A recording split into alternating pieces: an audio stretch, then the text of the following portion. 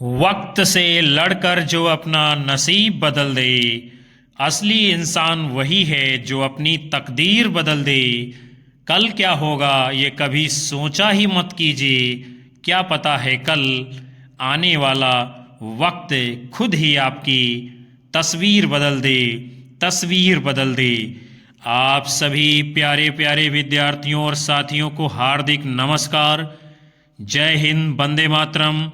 आप सभी वाच कर रहे हो दीपक लक्ष्य अब एजुकेशनल चैनल, जहां पर मेहनत होती है सिर्फ आपके लक्ष्य पर, आपकी मंजिल पर। विद्यार्थियों, वक्त से भिड़ जाइए, अपनी बाजुओं को मजबूत कीजिए, कल के बारे में मत सोचिए, अपने वर्तमान को ठीक कीजिए। परिंदों को मंजिल मिलेगी अवश्य, ये उनके फैले हुए पर आवाज कर रहे हैं, और वो लोग रहते हैं खामोश अक्षर जमाने में जिनके हुनर बोला करते हैं। विजेता वो नहीं बनते हैं जो कभी असफल नहीं हुए, बल्कि वो बनते हैं जो कभी हार ही नहीं मानते हैं। तेरे हक में क्या बेहतर है ये सिर्फ तेरा रब ही जानता है। आइए जुड़िए हमारे चैनल पर। पहली बार आए हो तो सब्सक्राइब कर बेल आइकन जरूर दबाइएगा, जिससे आपको भी आगे की आने वाली कक्षाएं सुगमता से मिल जाया करेंगी। कक्षा को आप सभी लोग एक बार लाइक कमेंट कर शेयर कर दीजिए, और कक्षा को पूरा जरूर वॉच करिएगा, क्योंकि आज का सेशन आपके लिए बेहद खास और शानदार होने वाला है, जो कि हिंदी साहित्य का इतिहास के अंतर्गत भक्ति काल के संपूर्ण राम काव्य धारा की मैराथन क्लास पर आधारित है। इसलिए पूरे समय धैर्य बनाकर बने रहिएगा, और आपके समक्ष आज एक एक प्रश्न का ऑपरेशन किया जाएगा। आज के सेशन का पहला प्रश्न आपके सामने है। क्या है? कलि कुटिल जीवन स्तारहित, वाल्मीकि तुलसी भयो।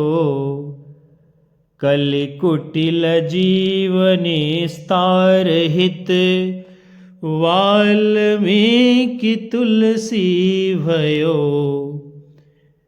कलयुग में कुटिल जीवों का कल्याण करने के लिए, उनको सुमार्ग पर ले जाने के लिए क्या है, वाल्मीकि और तुलसीदास जी ने अवतार लिया है।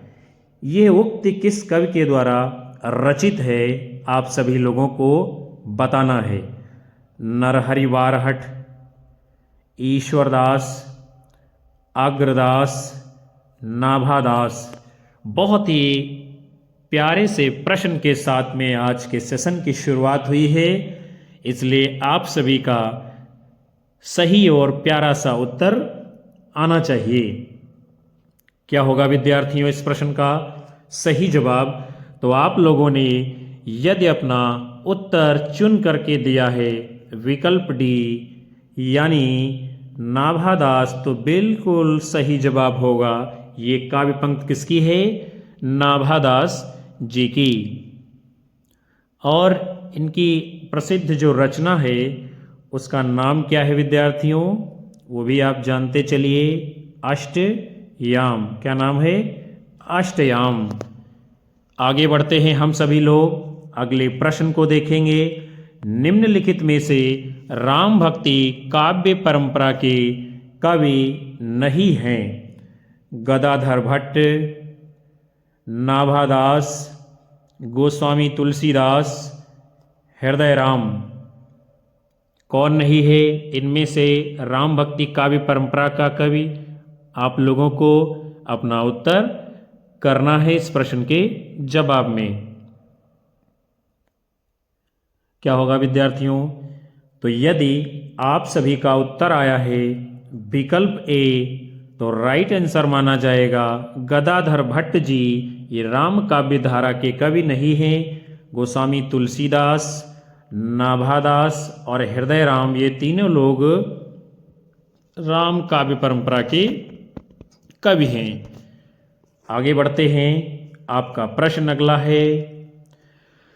मातु पिता जग जाई तजो, विधिहु न लिख्यो कछु भाल भलाई, मातु पिता जग जाई तजो, विधिहु न लिख्यो कछु भाल भलाई। माता पिता ने तो जन्म से ही संसार में मुझे त्याग दिया था, और विधाता अर्थात उस ब्रह्मा ने भी हमारे भाग्य में कुछ अच्छा और भला हमारे लिए नहीं लिखा है। यह पंक्तियां किस प्रकार की हैं विद्यार्थियों? आत्मपरक हैं। और पूछा जा रहा है किस कवि की हैं? सूरदास, कबीरदास, तुलसीदास, हृदय राम। आप सभी लोगों को इसका सही उत्तर करना है। क्या होगा विद्यार्थियों? तो यदि आप सबने इस प्रश्न के जवाब में अपना उत्तर चुना है विकल्प सी गोस्वामी तुलसीदास, तो बिल्कुल राइट आंसर माना जाएगा। गोस्वामी तुलसीदास जी बताते हैं कि माता पिता ने हमको इस संसार में लोक लज्जा के भय से त्याग दिया, और विधाता ने भी कुछ हमारे भाग्य में अच्छा नहीं लिखा है। ये आत्मपरक काव्य पंक्तियाँ गोस्वामी तुलसीदास जी हैं, क्योंकि जन्म के बाद जो है गोस्वामी तुलसीदास के माता पिता ने इनका परित्याग कर दिया था, क्योंकि इनका जन्म अभुक्त मूल नक्षत्र में हुआ था, और इनके जन्म के समय ही ऐसे बड़े बड़े दांत थे जैसे 6 महीने के बच्चे के निकल आते हैं। हम सभी लोग आगे बढ़ेंगे अगले क्रम की ओर। आपका प्रश्न है गोस्वामी तुलसीदास जी की भक्ति किस प्रकार की है? सख्य भाव, कांत भाव, दास्य भाव, वात्सल्य भाव। क्या होगा इस प्रश्न का जवाब? बहुत ही शानदार प्रश्न है आपके सम्मुख। गोस्वामी तुलसीदास जी की भक्ति किस प्रकार की है, उसे आप सभी को बताना है। तो यदि आप लोगों ने अपना उत्तर चयन कर लिया है विकल्प सी, तो बिल्कुल सही होगा। गोस्वामी तुलसीदास जी की भक्ति कैसी है? दास्य भाव की, अर्थात वो भगवान श्री राम का, प्रभु श्री राम का अपने को दास मानते थे, और भगवान श्री राम को अपना स्वामी मानते थे। आगे चलेंगे, अगले प्रश्न को हम सभी लोग देखते हैं। क्या है आपका प्रश्न? राम भक्ति काव्य धारा से संबंधित कवि नहीं हैं। स्वामी अग्रदास, प्राणचंद चौहान, गदाधर भट्ट, हृदय राम।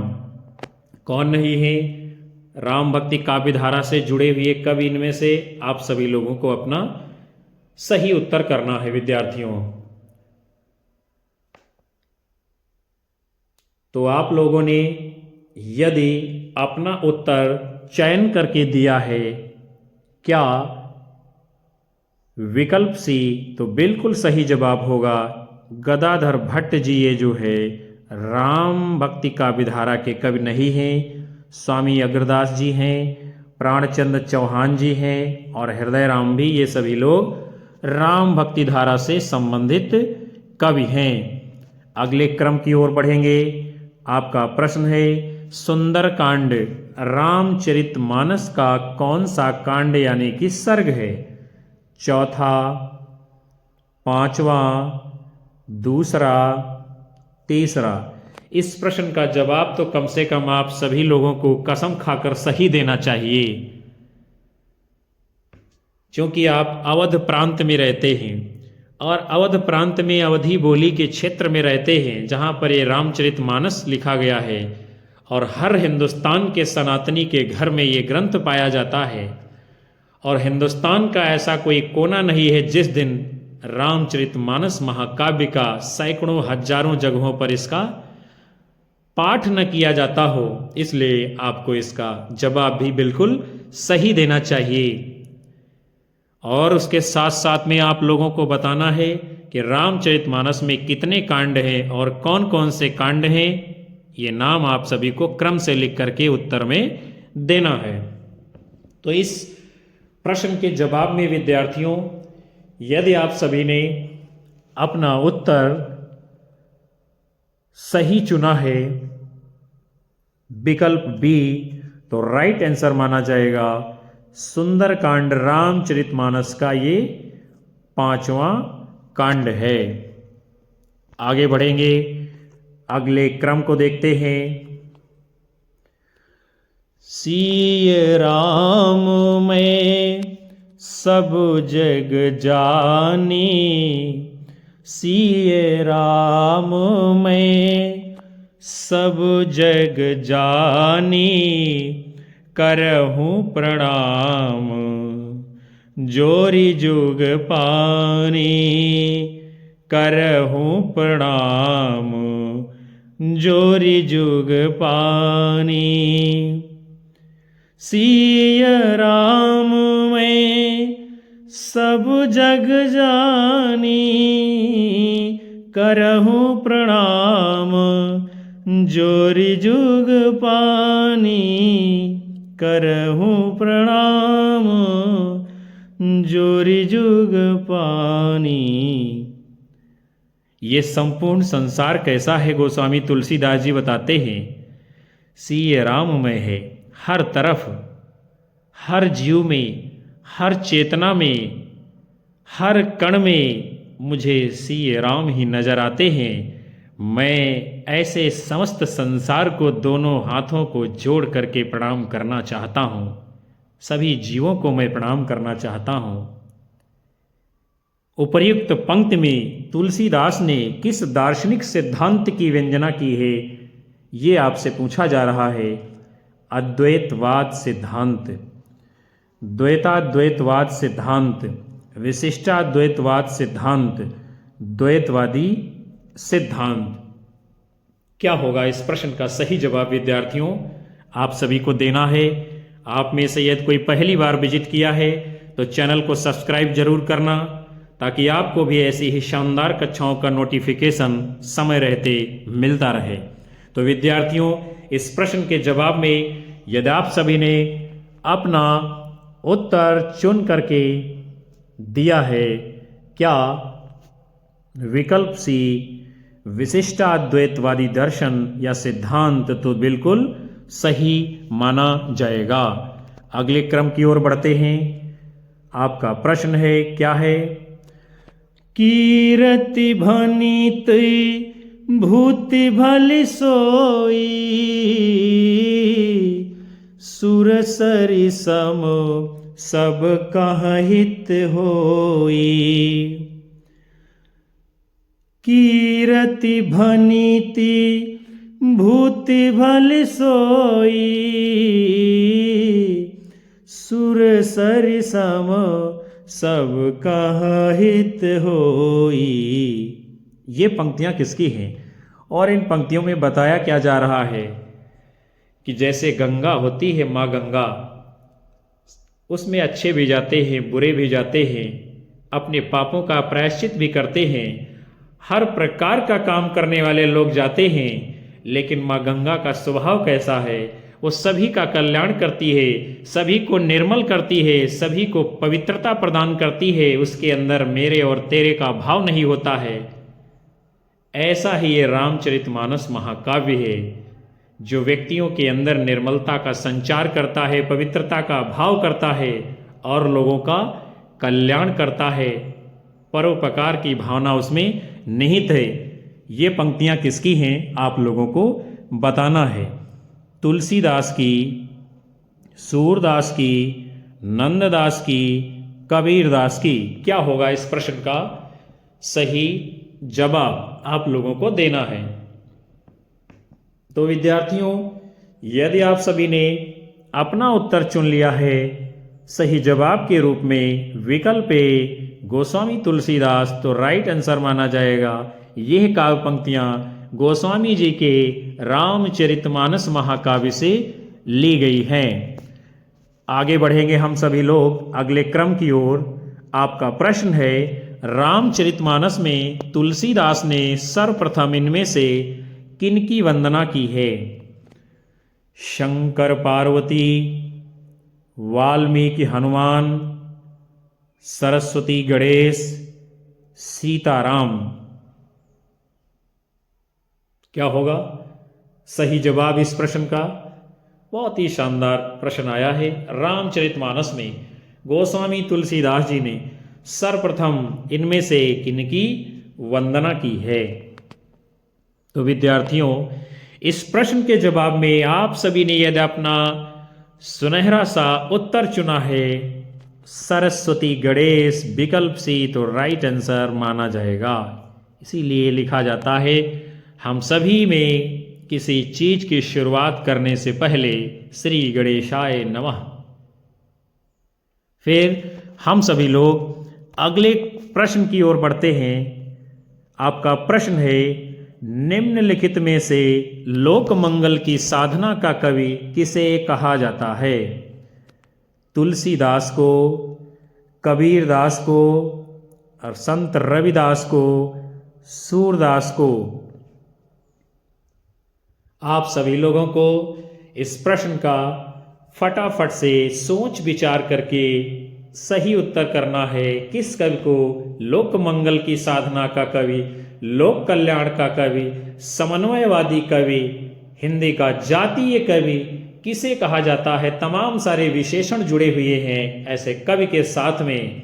बड़ा ही मनहर कवि है हमारे हिंदुस्तान का, वो किसे कहा जाता है? तो यदि आप लोगों ने विद्यार्थियों अपना उत्तर चुन ही लिया है विकल्प ए गोस्वामी तुलसीदास को, तो बिल्कुल राइट आंसर माना जाएगा आप सभी का। गोस्वामी तुलसीदास लोक मंगल की साधना के कवि कहे जाते हैं, जन कवि कहे जाते हैं, लोक कल्याण के कवि कहे जाते हैं। और गोस्वामी जी क्या लिखते हैं अपने साहित्य में लोक कल्याण के लिए? कलिमल हरणी मंगल करनी तुलसी कथा रघुनाथ की, रघुनाथ की, रघुनाथ की। कलिमल हरणी मंगल करनी तुलसी कथा रघुनाथ की, रघुनाथ की, रघुनाथ की। हम सभी लोग अगले क्रम की ओर बढ़ेंगे, अगले प्रश्न को देखेंगे। क्या है? तुलसीदास द्वारा रचित विनय पत्रिका की रचना किस भाषा में हुई है? भोजपुरी, अवधी, ब्रिजभाषा, मैथिली? क्या होगा इस प्रश्न का सही उत्तर? आप सभी लोगों को देना है। तुलसीदास द्वारा रचित जो रचना है विनय पत्रिका, बहुत ही अच्छी रचना है ये भी गोस्वामी जी की। आपसे पूछा जा रहा है किस भाषा में लिखी गई है। तो विद्यार्थियों, यदि आप सभी ने अपना उत्तर चुना है विकल्प सी ब्रज भाषा, तो बिल्कुल राइट आंसर होगा। विनय पत्रिका इनकी ब्रज भाषा में लिखी गई रचना है और बहुत ही अच्छी रचना वो भी मानी गई है, जिसमें गोस्वामी जी लिखते हैं, एक पद याद आ रहा है उसका हमें, वो मैं आपके सामने रख रहा हूं। केशव कही न जाई का कहिए, केशव कही न जाई का कहिए, देखत तब रचना विचित्रयति, देखत तब रचना विचित्रयति, समुझि मन ही मन रहिए, केशव केशव कही न जाए का कहिए। पढ़िएगा आप सभी लोग, बहुत ही प्यारी सी रचना है गोस्वामी जी की। हम सभी लोग अगले क्रम की ओर बढ़ते हैं। आपका प्रश्न है, मेधाकर बहुगुणा द्वारा रचित कृति है, कौन सी है इनकी रचना? रामायण प्रदीपम, महावीर चरितम, गंगा शतकम, अजेय भारतम? कौन सी रचना है मेधाकर बहुगुणा जी की, जो कि भगवान श्री राम के ऊपर आधारित है, उनके चरित्र और व्यक्तित्व पर आधारित है? तो यदि आप सभी ने अपना उत्तर चुन लिया है विकल्प ए रामायण प्रदीपम, ये रचना किसकी है? मेधाकर बहुगुणा जी की। आगे बढ़ेंगे हम लोग आपका प्रश्न है, नाभादास किस भक्ति धारा के कवि हैं? कृष्ण भक्त कवि, राम भक्त कवि, प्रेम मार्गी कवि, ज्ञान मार्गी कवि। किस धारा के कवि हैं नाभादास जी? विद्यार्थियों, आप सभी लोगों को अपना उत्तर करना है फटाफट से। तो यदि आप सभी ने अपना उत्तर चुन करके दिया है विकल्प बी, तो राइट जवाब माना जाएगा। नाभादास जी ये राम भक्त कवि हैं। फिर आपका अगला प्रश्न है, सच पूछा जाए तो मध्य युग की समग्र स्वाधीन चिंता के गुरु रामानंद ही थे। उक्त कथन किसका है? गोविंद त्रिगुणायत, रामचंद्र शुक्ल, हजारी प्रसाद द्विवेदी, पीताम्बर दत्त बड़थवाल। क्या होगा इस प्रश्न का सही जवाब विद्यार्थियों? आप सभी लोगों को सोच समझ करके देना है। बहुत ही ये महत्वपूर्ण स्टेटमेंट है और ये किसने दिया है? रामानंद जी के विषय में। तो आप लोगों ने यदि अपना उत्तर चुना है विकल्प सी आचार्य हजारी प्रसाद द्विवेदी, तो बिल्कुल सही होगा। क्या कहते हैं द्विवेदी जी कि सच पूछा जाए तो मध्य युग यानी भक्ति काल की समग्र स्वाधीन चिंता के गुरु कौन थे? रामानंद जी थे। और रामानंद ही ऐसे हैं जिन्होंने भक्ति का द्वार ऊंच नीच छोटा बड़ा सबके लिए खोल के रख दिया था।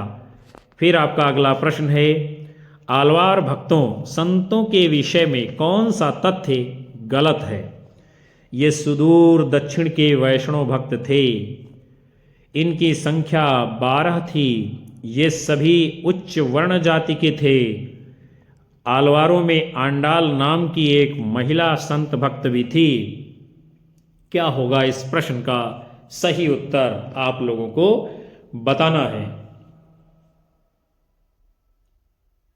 तो यदि आप सभी ने इस प्रश्न के जवाब में अपना उत्तर चुना है विकल्प सी, तो बिल्कुल राइट आंसर माना जाएगा। क्या है?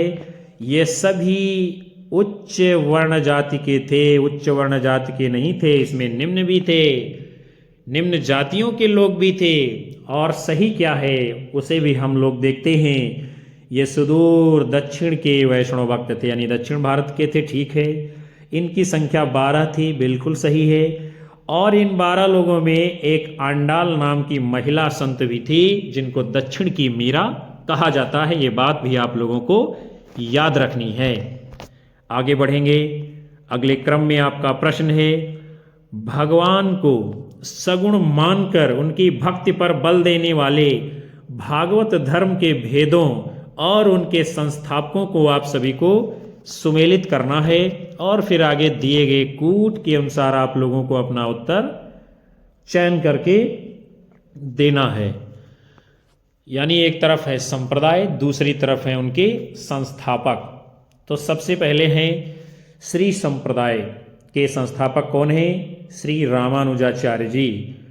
ब्रह्म संप्रदाय के संस्थापक कौन है? श्री मध्वाचार्य जी। रुद्र संप्रदाय के प्रवर्तक कौन है? विष्णु स्वामी जी। और सनकादिक संप्रदाय के प्रवर्तक कौन है? निम्बारकाचार्य जी। इस प्रकार जो कूट के रूप में विद्यार्थियों सही उत्तर होगा आपका। तो यदि आप सभी ने अपना उत्तर चुना है विकल्प बी कूट को, तो बिल्कुल राइट जवाब आप सभी का माना जाएगा। हम सभी लोग बढ़ते हैं अगले क्रम की ओर। आपका प्रश्न है, क्या है? नाभादास कृत भक्तमाल से संबंधित कौन सा तथ्य सही नहीं है? यह भक्तिकालीन भक्तों के संबंध में प्रामाणिक रचना मानी जाती है। इसके पूर्वार्ध में कलयुग से पहले के भक्तों का उल्लेख है। इतिहास की दृष्टि से इसका उत्तरार्ध अधिक महत्वपूर्ण है। उत्तरार्ध में मध्यकालीन भक्तों संतों का विस्तृत जीवन वृत्त दिया गया है। आप सभी लोगों को इस प्रश्न का उत्तर करना है विद्यार्थियों। जो तथ्य सही नहीं है उसे आपको बताना है। तो आप सभी ने इस प्रश्न के जवाब में यदि अपना उत्तर चुन लिया है विकल्प डी, तो राइट आंसर माना जाएगा। उत्तरार्ध में मध्यकालीन भक्तों संतों की विस्तृत जीवन चर्चा नहीं है। और सही क्या क्या है? ये भक्तिकालीन संतों के संबंध में प्रामाणिक रचना मानी जाती है, ठीक बात है। इसके पूर्वार्ध में कलयुग से पहले के भक्तों का उल्लेख है, ठीक बात है। इतिहास की दृष्टि से इसका उत्तरार्ध अधिक महत्वपूर्ण है, ये भी ठीक बात है भक्तमाल के संबंध में। आगे बढ़ेंगे, अगले प्रश्न को देखते हैं। भक्तिकालीन राम काव्य धारा के विषय में असंगत कथन कौन सा है? इस साहित्य में तुलसीदास का प्रमुख स्थान है, इसमें लोक संग्रह की भावना है, यह काव्य अवधि और ब्रज दोनों में रचित है, यह कृष्ण काव्य के प्रभाव से पूर्णतः मुक्त है। क्या होगा विद्यार्थियों? इस प्रश्न का सही आंसर आप लोगों को करना है।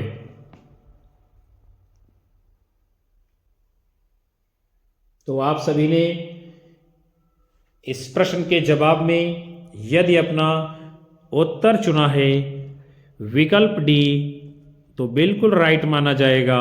क्या है इसमें?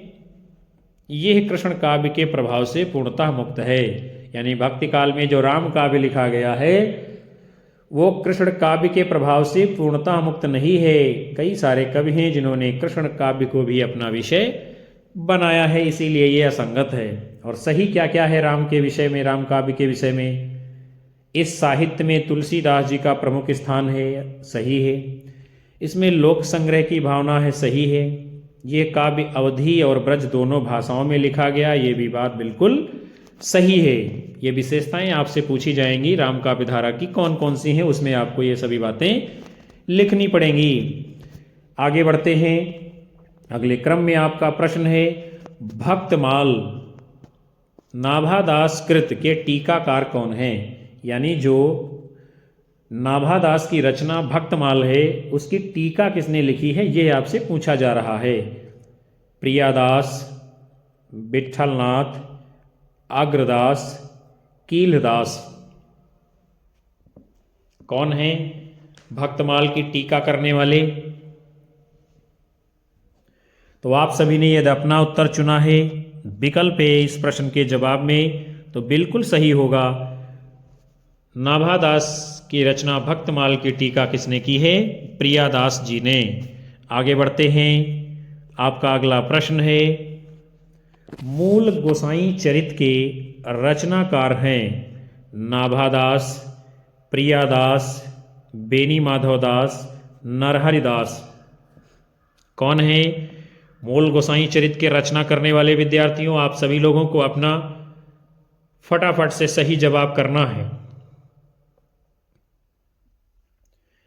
तो आप सभी ने इस प्रश्न के सही उत्तर के रूप में यदि अपना आंसर चुना है विकल्प सी, तो बिल्कुल सही होगा। मूल गोसाई चरित ये रचना किसकी है? बेनी माधव दास जी की।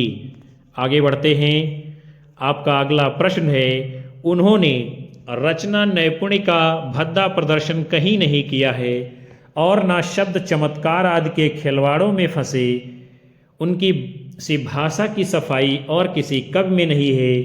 शुक्ल जी का यह कथन किस कवि के विषय में है? तुलसीदास, जायसी, बिहारी, घनानंद। बहुत ही ये प्यारा सा कथन है आचार्य रामचंद्र शुक्ल का। किस कवि के विषय में है विद्यार्थियों? आपको अपना उत्तर करना है। तो यदि आप लोगों ने अपना उत्तर चुना है विकल्प गोस्वामी तुलसीदास, तो बिल्कुल सही होगा। तुलसीदास जी के संबंध में शुक्ल जी कहते हैं कि उन्होंने रचना नैपुण्य का भद्दा प्रदर्शन कहीं नहीं किया है और न शब्द चमत्कार आदि के खिलवाड़ों में वे फंसे हैं, उनकी सी भाषा की सफाई और किसी कवि में नहीं है। आगे बढ़ते हैं, फिर आपका प्रश्न है क्या है?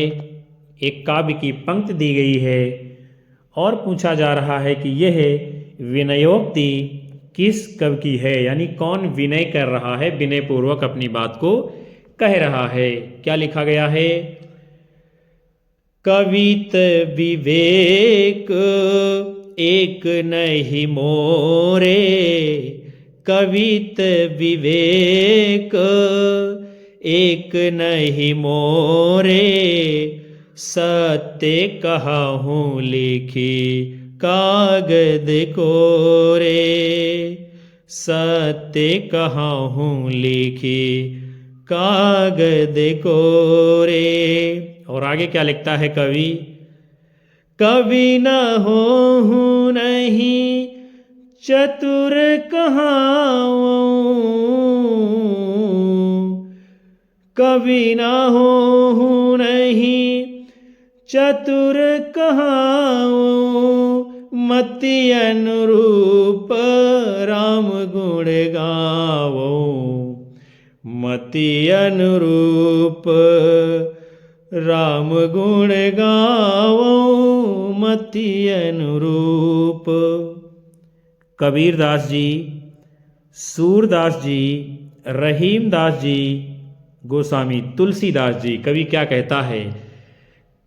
कवियों वाले हमारे अंदर एक भी गुण नहीं है, कविता करने का मेरे अंदर कोई गुण नहीं है, कोई भाव नहीं है। जो कुछ मेरी जुबान पे आता है उसे मैं कोरे कागज पे लिखता चला जाता हूँ। ना ही मैं अपने आप को किसी प्रकार का बड़ा या छोटा कवि मानता हूँ। सहज भाव से जो सरलता से विचार आते हैं उसी को मैं लिखता चला जाता हूँ।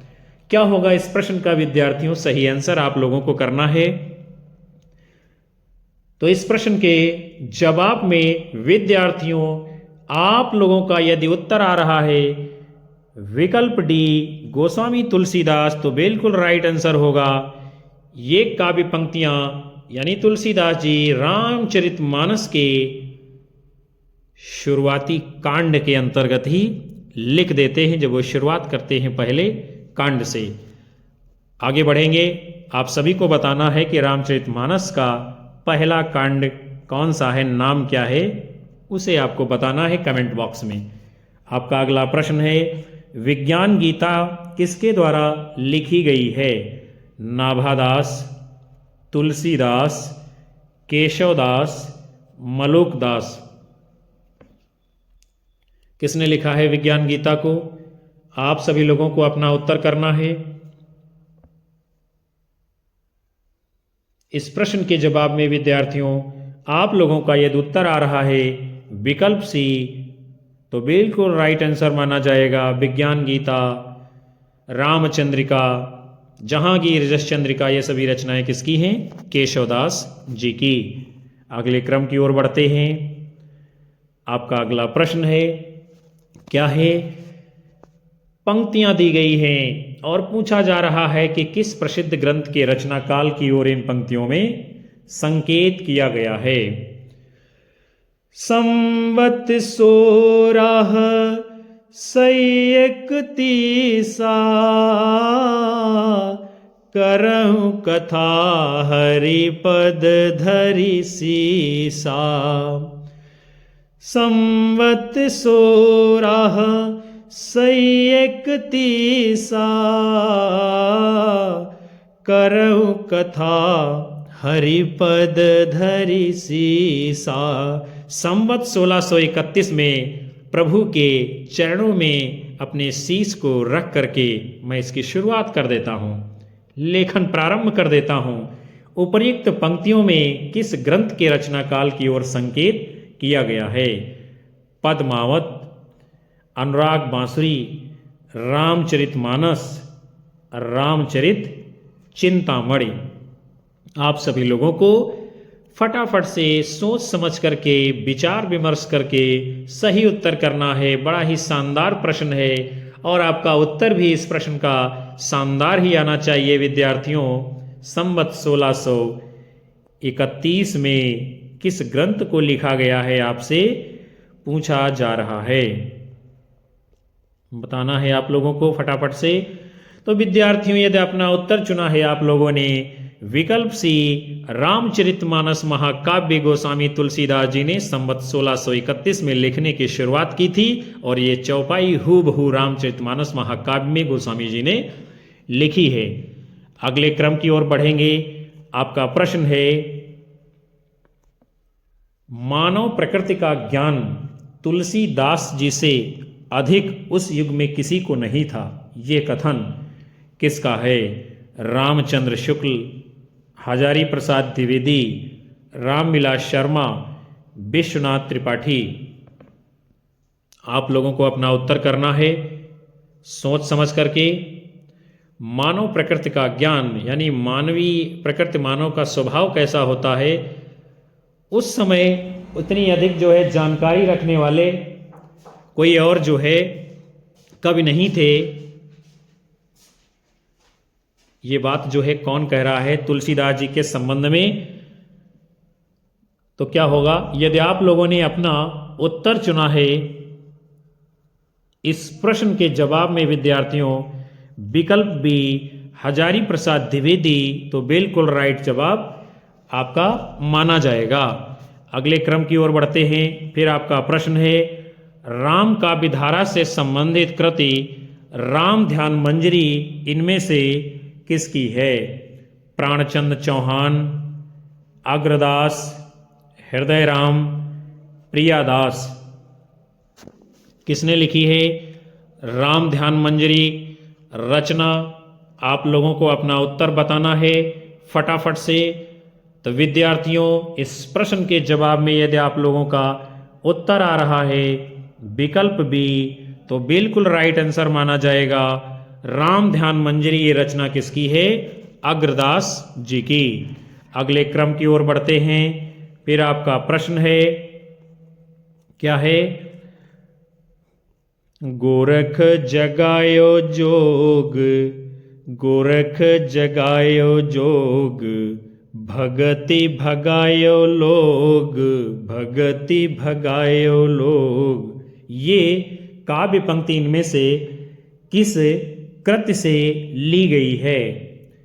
बीजक, गोरखबानी, कवितावली, नाथबानी। इन पंक्तियों में क्या बताया जा रहा है कि गुरु गोरखनाथ ने तो सिर्फ जनता के भीतर जो है योग को जगाने का काम किया था, लेकिन उनको भक्ति भाव से दूर करने का भी काम किया था। तो क्या है इस प्रश्न का उत्तर विद्यार्थियों? आप सभी को बताना है। यदि आप सभी ने अपना उत्तर चुना है विकल्प सी कवितावली, तो बिल्कुल राइट आंसर माना जाएगा। इस कवितावली से ये काव्य पंक्तियां ली गई हैं और ये रचना है किसकी? गोस्वामी तुलसीदास जी की। आगे बढ़ते हैं हम लोग, अगले प्रश्न को देखते हैं। तुलसीदास ने कौन सी रचना अपनी शारीरिक पीड़ा के निवारणार्थ, यानी कि तुलसीदास जी ने एक ऐसी रचना अपनी लिखी है जो शारीरिक पीड़ा से मुक्ति पाने के लिए है, उसका नाम आप सभी को बताना है। आगे जो है हम लोग विकल्पों को देखते हैं। क्या है? विनय पत्रिका, हनुमान बाहुक, रामचरितमानस, जानकी मंगल। क्या है इस प्रश्न का जवाब विद्यार्थियों? सही। तो यदि आप सबने इस प्रश्न के जवाब में अपना उत्तर चुना है विकल्प भी, तो बिल्कुल राइट माना जाएगा। हनुमान बाहु की रचना गोस्वामी तुलसीदास जी ने अपनी बाहु पीड़ा से मुक्ति पाने के लिए की थी, और बहुत सारे विद्वान जो है हनुमान बाहु को तुलसीदास जी की अंतिम रचना भी मानते हैं। आगे बढ़ते हैं। आपका अगला प्रश्न है, साखी सबदी दोहरा, कही कहिनी उपखान, भगति निरूपही भगत कली, निंदहि वेद पुराण। उपर्युक्त पंक्तियों के रचनाकार कौन है? तुलसीदास, कबीरदास, मलिक मोहम्मद जायसी, कुतुबन। किसकी है ये काव्य पंक्तियां विद्यार्थियों? आप लोगों को अपना उत्तर सेलेक्ट करके देना है।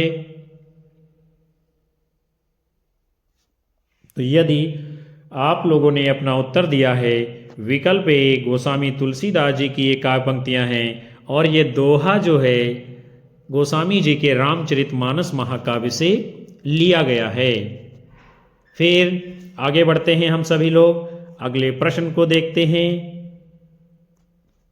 क्या है? पंक्तियां दी गई हैं और पूछा जा रहा है कि इन पंक्तियों में कौन सा दर्शन प्रयोग किया गया है।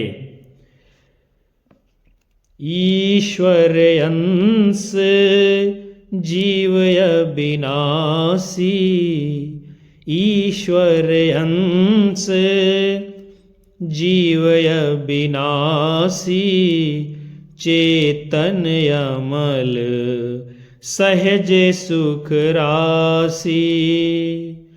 ईश्वर अंश जीवय विनाशी, चेतन अमल सहज सुख राशि, सहज सुख राशि।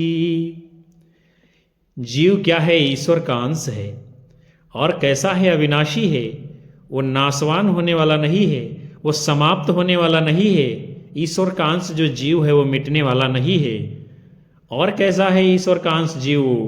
उसके अंदर चैतन्यता है, उसमें किसी भी प्रकार का मल नहीं है, उसमें पवित्रता का भाव है, उसमें सहजता है, सरलता है और साक्षात वो जो है सुख की राशि है। इन पंक्तियों में कौन सा दर्शन है? अद्वैतवाद, भेदाभेदवाद, द्वैताद्वैतवाद, विशिष्टाद्वैतवाद। क्या होगा इस प्रश्न का राइट आंसर? आप लोगों को बताना है विद्यार्थियों। इस प्रश्न के जवाब में आप सबने यदि अपना उत्तर चुना है विकल्प डी तो बिल्कुल राइट आंसर माना जाएगा। इन पंक्तियों में कौन सा दर्शन है? विशिष्टाद्वैतवाद। और ये काव्य पंक्तियां किसकी हैं विद्यार्थियों? गोस्वामी तुलसीदास जी के रामचरितमानस से ली गई हैं। बढ़ते हैं हम सभी लोग अगले क्रम की ओर, अगले प्रश्न को देखते हैं।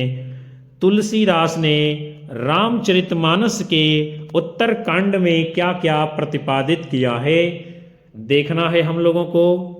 फिर आगे कूट के अनुसार उत्तर करना है। ज्ञान की अपेक्षा भक्ति सुसाध्य और आसुफलदायिनी है। यानी क्या है? ये बात सत्य है उत्तरकांड के विषय में। कलयुग में असंतों की संगत लाभदायक होगी, बिल्कुल गलत है। कलयुग में संतों की संगत लाभदायक होगी, असंतों की नहीं, यहां जो लिखा हुआ है। कलयुग में मनुष्य वर्ण धर्म और आश्रम का पालन करने वाले होंगे। यानी क्या है? बिल्कुल गलत है। आज के समय में कौन है मनुष्य ऐसा जो वर्ण का, धर्म का और अपने आश्रमों का पालन करता है? कोई नहीं करता है। 4 वर्ण है, कोई नहीं मानता है। मनुष्य के विभिन्न प्रकार के धर्म होते हैं, कोई नहीं मानता है। और जो 4 हमारे आश्रम हैं, ब्रह्मचर्य, गृहस्थ, वानप्रस्थ, सन्यास, कौन उन आश्रमों का आज पालन करता है? कोई नहीं। यानी ये बात भी गलत है। कलयुग में लोग लोभ और स्वार्थ के वशीभूत होंगे और माता पिता तथा गुरु का अनादर करेंगे। ये बात बिल्कुल सत्य है। कलयुग के लोग ऐसे ही हैं आजकल के, जो लोभ में फंसे हैं, मोह में फंसे हैं। अगर स्वार्थ ना हो तो कोई काम नहीं होता है। और 100 में 90% लोग आजकल अपने माता पिता का अनादर करते हैं, उनके साथ अन्याय करते हैं और अपने गुरुओं का भी अनादर करने में वे बिल्कुल चूकते नहीं हैं। तो हम आगे कूट देखेंगे जिसमें 1 और 4 दिया होगा, वही आपका सही उत्तर माना जाएगा। तो किसमें है विद्यार्थियों? 1 और 4 विकल्प डी में, और यही आपका राइट आंसर इस प्रश्न के जवाब में है। चलते हैं हम सभी लोग अगले प्रश्न को देखते हैं। निम्नलिखित में से कौन निर्गुण भक्ति काव्य के कवि नहीं हैं? कौन नहीं है? मलूक दास, बाबा लाल दास, ईश्वर दास, सुंदर दास। कौन है ऐसे जो निर्गुण भक्ति काव्य धारा के कवि नहीं हैं? तो विद्यार्थियों, यदि आप सभी ने अपना उत्तर चयन किया है इस प्रश्न के जवाब में विकल्प सी, तो बिल्कुल राइट आंसर होगा। मलूक दास, बाबा लाल दास, सुंदर दास ये लोग निर्गुण भक्ति काव्य के हैं, लेकिन ईश्वर दास ये किसके हैं? सगुण भक्ति काव्य धारा के। अगले क्रम की ओर चलते हैं। आपका प्रश्न है, गोस्वामी तुलसीदास जी ने रामचरितमानस की रचना किस उद्देश्य से की है? मोक्ष प्राप्ति के लिए, लोक रंजन के लिए, राम कथा का स्मरण करने कराने के लिए, स्वांतः सुखाय के लिए? आप लोगों को अपना उत्तर करना है।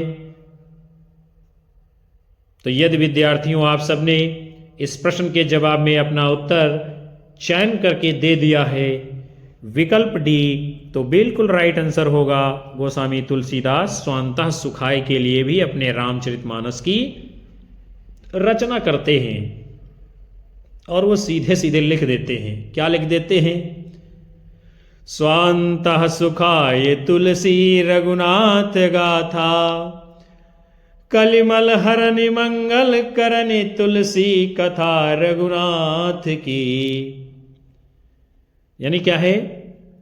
कलयुग में लोगों को सद्मार्ग दिखाने के लिए, सच्चे मार्ग पर ले जाने के लिए, लोगों की भलाई के लिए, जन कल्याण के लिए और स्वांतः सुखाय और अपने कल्याण के लिए भी मैं इस ग्रंथ को लिख रहा हूं। यही मेरा उद्देश्य है।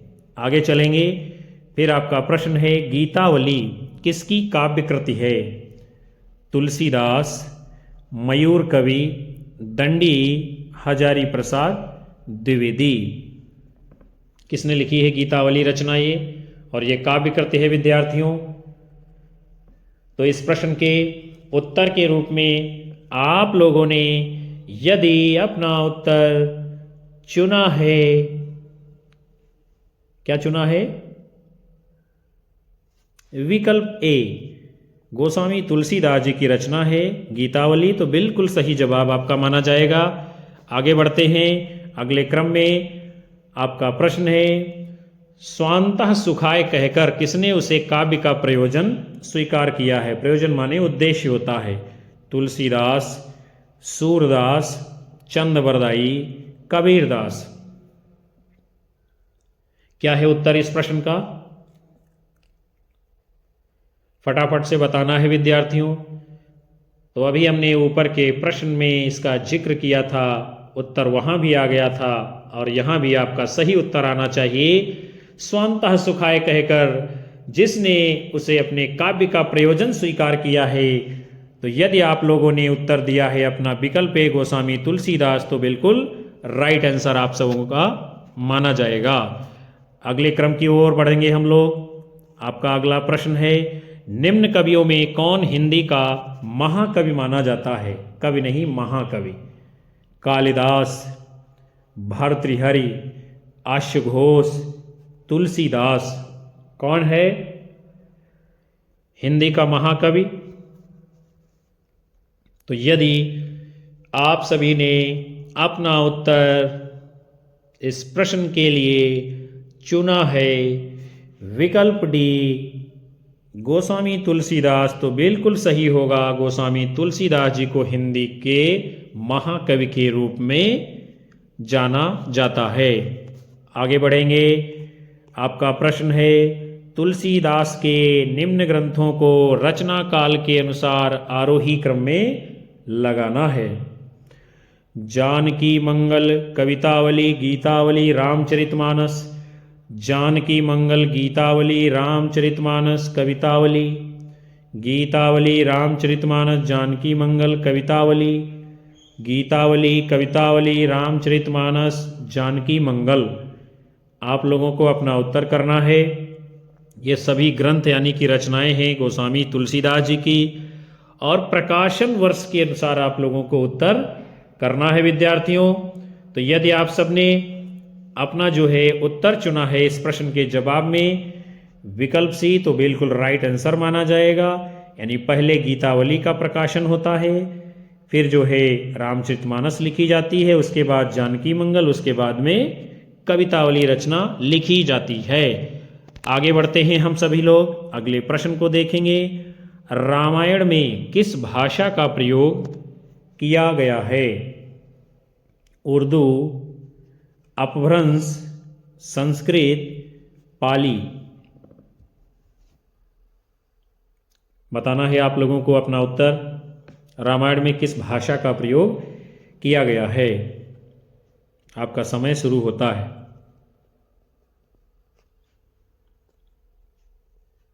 तो विद्यार्थियों, यदि आप सबने अपना उत्तर चुना है, विकल्प सी बिल्कुल राइट आंसर होगा। रामायण में संस्कृत भाषा का प्रयोग हुआ, यानी संस्कृत भाषा में लिखी गई है। और इसको किसने लिखा है?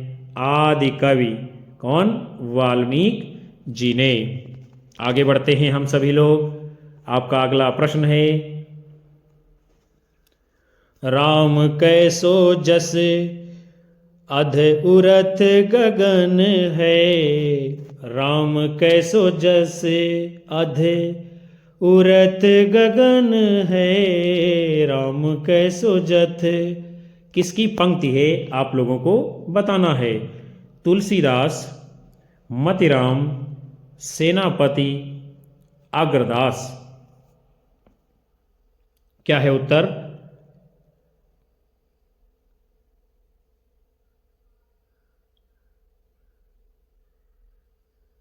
तो यदि विद्यार्थियों, आप लोगों का इस प्रश्न के सही उत्तर के रूप में आपका उत्तर आ रहा है विकल्प ए, गोस्वामी तुलसीदास। तो बिल्कुल सही उत्तर माना जाएगा। काव्य पंक्ति किसकी है ये? गोस्वामी तुलसीदास जी की।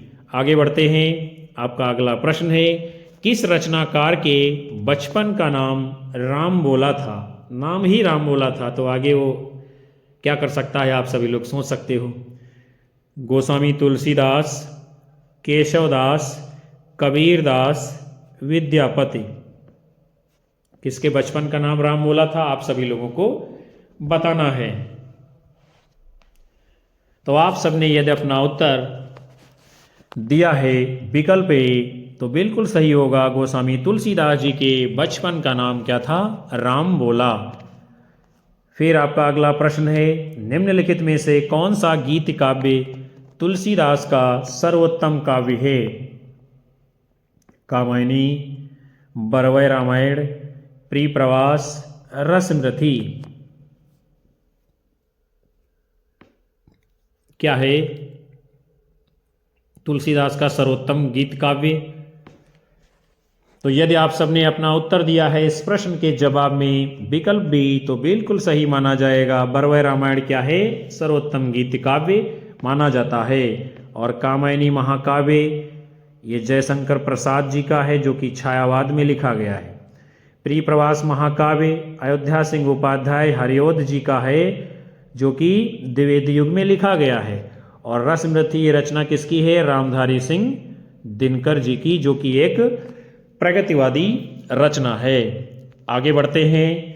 आप सभी का अगला प्रश्न है, क्या है? पंक्तियां दी गई हैं और पूछा जा रहा है कि ये पंक्तियां तुलसीदास जी की किस रचना से संबंधित हैं? खेती न किसान को, भिखारी को न भीख बली। खेती न किसान को, भिखारी को न भीख बली। बनिक को बनी जना, चाकर को चाकरी। बनिक को बनी जना, चाकर को चाकरी। जीविका विहीन लोग, सीधे मान सोच बस। जीविका विहीन लोग, सीधे मान सोच बस। कहाँ एक एकन सो, कहाँ जाए काकरी। खेती न किसान को, भिखारी को न भीख बले। बनिक को बनी जना, चाकर को चाकरी। खेती न किसान को। यानी ऐसा कलिकाल आ गया है, ऐसा समय आ गया है इस संसार में। और इन पंक्तियों में जो है काशी की महामारी का चित्रण किया है गोस्वामी तुलसीदास जी ने, जिसमें वो बताते हैं कि ऐसी महामारी आई है, किसानों के लिए किसानी करने के लिए खेती नहीं बची है। यदि किसी के दरवाजे पर भीख मांगने वाला भिखारी आ जाता है तो घर में अन्न नहीं है, तो भिखारी को क्या दिया जाएगा। और जो बनिए व्यापारी लोग हैं उनका व्यापार मिट गया है, और जो मजदूरी करने वाले, काम करने वाले श्रमिक मजदूर लोग हैं उनकी नौकरी चाकरी सब समाप्त हो गई है। ऐसा समय आ गया है उस काशी के महामारी के समय। आपको उत्तर करना है गीतावली, विनय पत्रिका, रामचरितमानस, कवितावली। किस रचना से संबंधित हैं ये काव्य पंक्तियां, और इनको हमने पढ़ाया भी है विद्यार्थियों आप लोगों को। आपकी कक्षा में मैंने ऑफलाइन पढ़ाया है, इन काव्य पंक्तियों को पढ़ाया है, आपके पाठ्यक्रम में भी संबंधित हैं। तो यदि आप सभी का उत्तर आ रहा है इस प्रश्न के जवाब में विकल्प डी कवितावली, तो बिल्कुल राइट आंसर होगा। ये काव्य पंक्तियां गोस्वामी तुलसीदास जी की रचना कवितावली से ली गई हैं। आगे बढ़ेंगे। आपका अगला प्रश्न है विनय पत्रिका किस भाषा में लिखी गई रचना है। ब्रजभाषा, संस्कृत, पंजाबी, बंगला।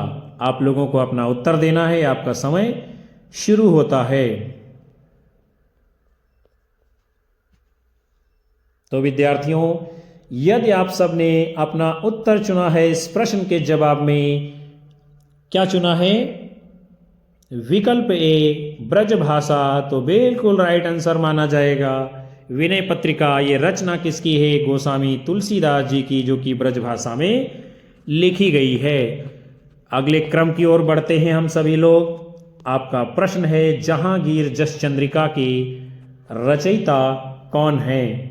देव, मतिराम, चिंतामणि, केशवदास।